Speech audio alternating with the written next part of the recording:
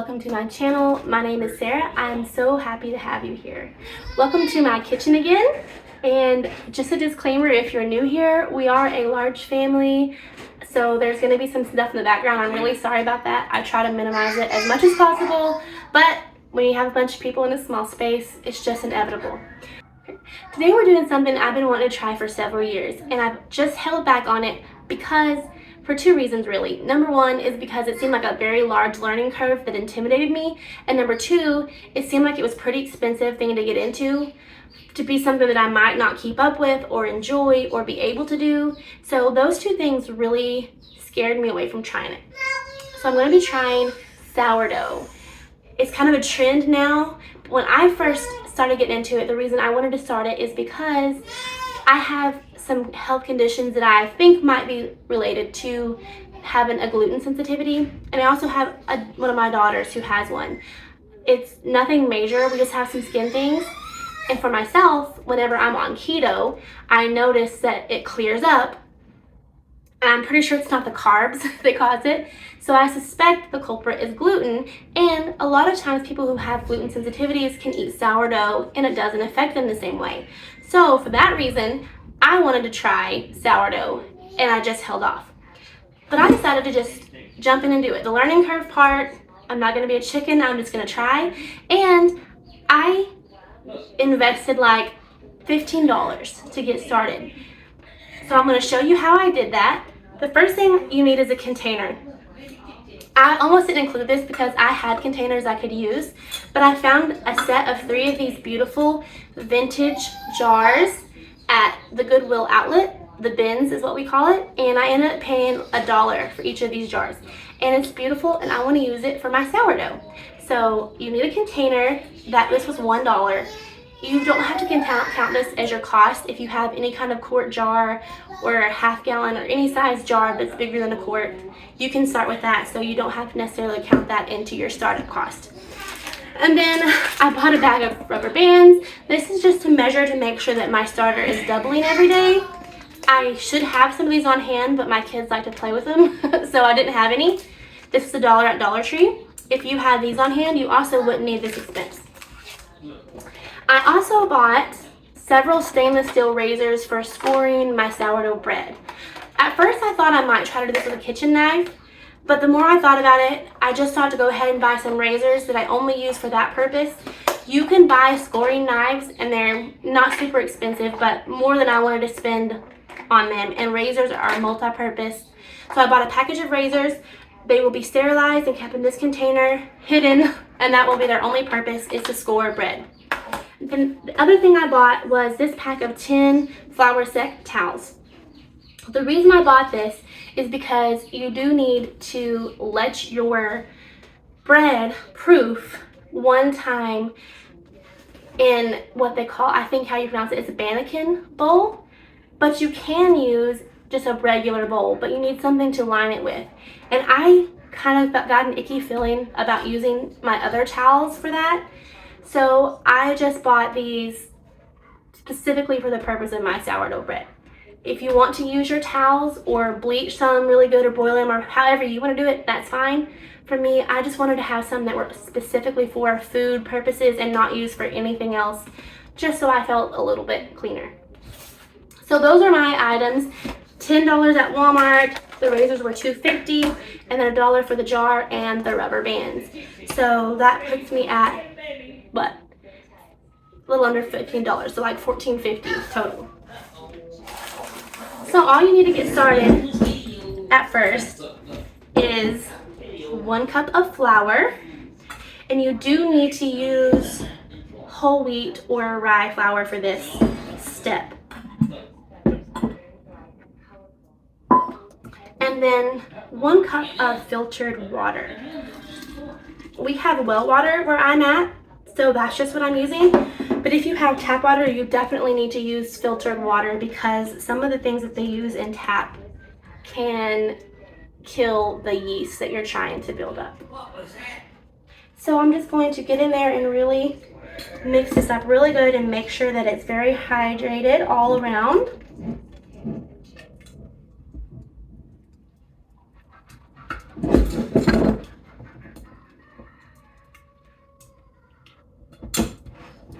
You want to scrape down as much of the mixture back down into your container as you can. You don't want a lot on the sides because that can cause mold.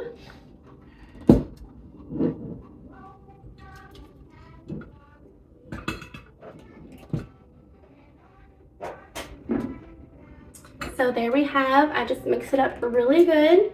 There's no dry spots anywhere. Actually, I just saw some on the bottom, so I'm going to stir that real quick. Make sure I get it all very wet. Now, I've never done this before, so we are going to be learning together how to do this. I'm really excited. I've been wanting to do this for a long time, like I said, and so I'm excited to take the plunge and try it.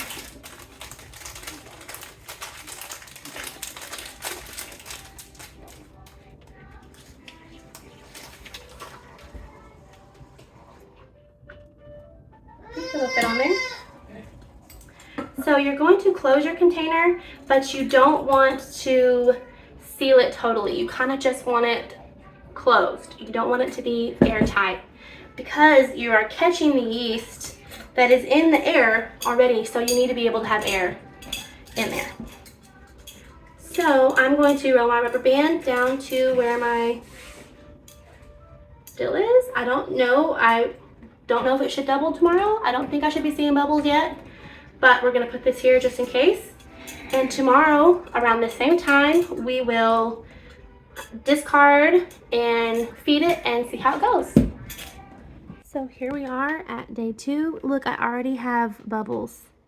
So I don't know if that's supposed to happen. Got it down there. I see bubbles, so I think that's a good sign. So I'm going to discard half of this and then add the 1 cup of water and the 1 cup of wheat flour back to it. And I will see y'all tomorrow. Well guys, I checked my sourdough starter and it has risen because last night it was like just even with this line. And it's like right here now. And there's some bubbles. That's good. And let's look inside. Definitely some stuff happening in there. But this looks not right. And I am brand new to sourdough, so I did not know what that was. So I did some research and there's some conflicting stories, some conflicting information, and it looks like it could be either hooch or water separation. I don't know which one of this is, obviously, but I think my approach is going to be the same either way. So what I'm going to do is, it's not time to feed it yet, or it wouldn't be normally, but I'm going to go ahead and feed it because if it's hooch, it's hungry. So what I'm going to do is I'm going to stir this all together, stir it really well. I'm going to discard half and I'm going to go ahead and feed it. This time I'm going to try to weigh to try to get it a 1 to 1 to 1. So 1 part starter, 1 part water, 1 part flour. And then I will check it again in 24 hours. And of course keep an eye on it. So that's my plan. I'm going to try to stir this all together, discard half, refeed, and hopefully that takes care of the problem. I think it's doing something. It's obviously not dead, but I don't think this is what it's supposed to be doing. So I'm going to try to fix it, and I will see y'all the next time I check on my starter. Okay, I've got that taken care of, and here's where we're at. So we're about right here. My rubber bands keep getting moved, so that's why I'm not using those. They keep getting moved. I don't know if people are moving them or if they're just sliding down. But anyway, I still see some good bubbles. I've got that taken care of. I hope I didn't mess it up. But if I did, we'll just start over. Okay, day number 3. So it's hard to see where. So I think it's like kind of right at this line. So it's not risen very much, but when I checked it last night, it was a little taller, so I think it rose and fell, which is normal. But I'm going to discard half. I'm only adding half a cup of water this time, and I'm going to add a cup of the wheat flour because I think I read something that makes sense. While a cup of water and a cup of flour is the same in terms of volume, they're not the same in terms of density. So a cup of water is going to weigh more than a cup of flour. So I'm going to try that. So we're going to discard and feed, and I will see you tomorrow. Oh, I guess I should show you. She has lots of bubbles. I'll show you the inside too. The water is gone. We took care of that problem. I think she's alive. She stinks. It smells bad. Look there. So there's definitely bubbles. There's stuff going on. So I think it's alive. It's not doubling yet. So I don't know if that's good or bad, but we'll see. Okay, there she is today. After I fed her, I cleaned the outside of the jar and the rim really good and put a fresh paper towel there. And that's all I'm going to do for today. And I'm going to kind of sit her. I wonder if the temperature in here might be the problem. It's kind of chilly. So I'm thinking I might move her into my living room, which is kind of beside close to our mini splits, and see if that helps her. So I might do that. Okay, here we are on day 4. Good. Obviously still bubbles. This has a sour smell, but it still is not growing as much as I would like it to. I'm happy with the way the bubbles look. I think it's maybe not warm enough in here, but I moved it into a warmer spot and it still didn't do it. So I'm just gonna keep feeding it until she doubles, and I can't really use it until it begins to double. So it might take longer than normal. We'll see. So I'm gonna stir it up, discard half, and feed it. I put our starter in a fresh, clean jar, a smaller jar, with the band. She's been fed. She's ready to go. The reason I put her in a new jar, was because the other one was getting kind of dirty, and I'm scared of mold. I'm terrified of that. And also, that jar wouldn't fit in my oven. And I saw a trick where you can put your starter in the oven alongside some boiling water and just let it sit in there. So that's what I'm going to do. I'm going to put some boiling water in here and put these both in my oven and just let it sit in there with the oven off and see if we see some growth tomorrow. So this is an oven that I don't use. It actually doesn't work. So I've got my starter and my boiling water, and I'm just going to let it sit there and check on it tomorrow. So here we are. I think the warmth was definitely the problem. So I'm going to do the same thing with it today. I'm going to store it in the stove, in the oven, with some boiling water.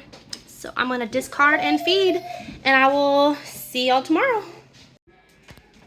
Here she is today, Miss Elizabeth Bunnet. She grew again, still not doubling, but we're going to keep going. I definitely think the putting her in the oven with the moist and warm is working good for her. So we are going to feed her and discard, then feed, then put her back in the oven, and I will see y'all tomorrow. So I thought I'd show you the inside. We're getting much more bubbles and more foam, and it's not as dense of a consistency. It's kind of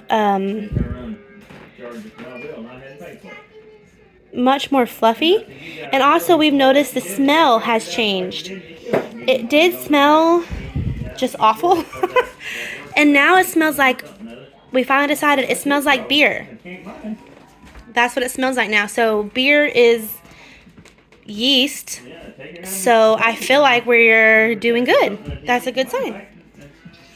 Okay, so now for real, I'll see you tomorrow. Okay guys, so this is day 7 of my sourdough starter, and I fed her Elizabeth at about 9 o'clock this morning. So that's where the rubber band is, and you can see she's grown. She's already doubled. She's been doing that for the last several days. She's been doubling.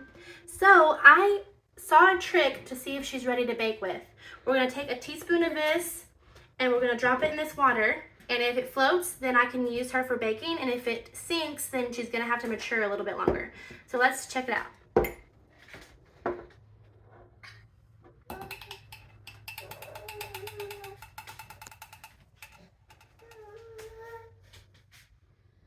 So, if I get it where you can see it better, she is floating.